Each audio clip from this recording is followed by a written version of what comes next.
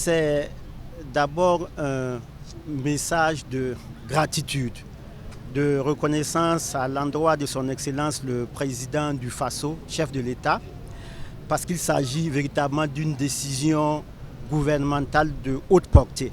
C'est plus de 2000 équipements de chaînes de froid qui vont venir faire en sorte que les vaccins puissent être conservés dans de très bonnes conditions, cela au profit de millions d'enfants et de femmes de notre pays. C'est aussi des véhicules de supervision qui vont permettre aux directeurs régionaux de la santé, aux médecins-chefs de district de se projeter sur le terrain et de s'assurer que les activités de vaccination, les activités de santé de façon générale sont mises en œuvre. Et je voudrais dire que c'est autour de 14 milliards de francs CFA qui ont été investis pour faire en sorte qu'aucune formation sanitaire du Burkina ne manque d'équipements de chaîne de froid. Alors pour ce qui concerne les cliniques mobiles, le chef de l'État encore une fois l'a dit, son créneau c'est de faire en sorte que tous les Burkinabés, notamment le Burkinabé lambda, puissent disposer de soins de santé. Et là, ça va être une magie de faire en sorte que, effectivement, jusque dans les plus petits hameaux de culture, les femmes du Burkina puissent bénéficier de mammographie, d'examens en fait du col pour détecter les lésions précancéreuses.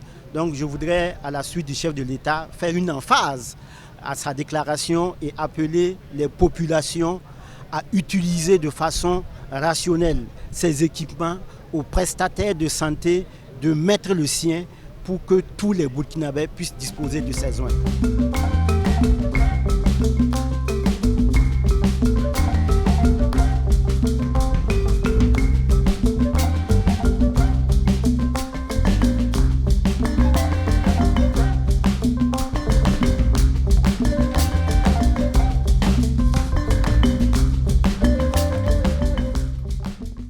La première présentation, c'était la chaîne de froid qui doit concerner principalement les vaccins. On avait du mal dans les CSPS à pouvoir conserver cela.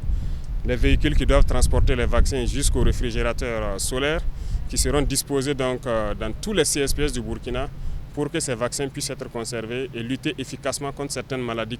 La deuxième partie, c'est les cliniques mobiles.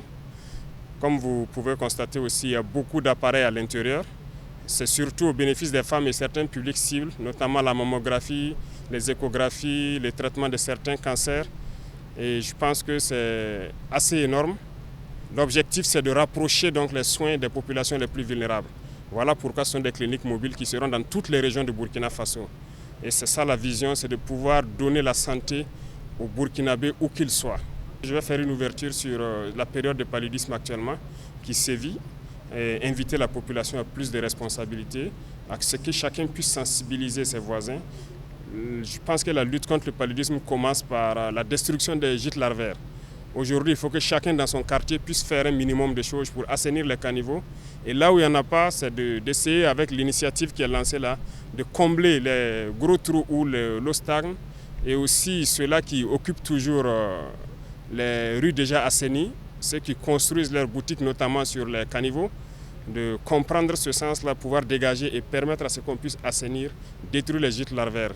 Donc on compte sur vous pour les sensibiliser, pour éveiller encore la conscience sur la lutte contre le paludisme.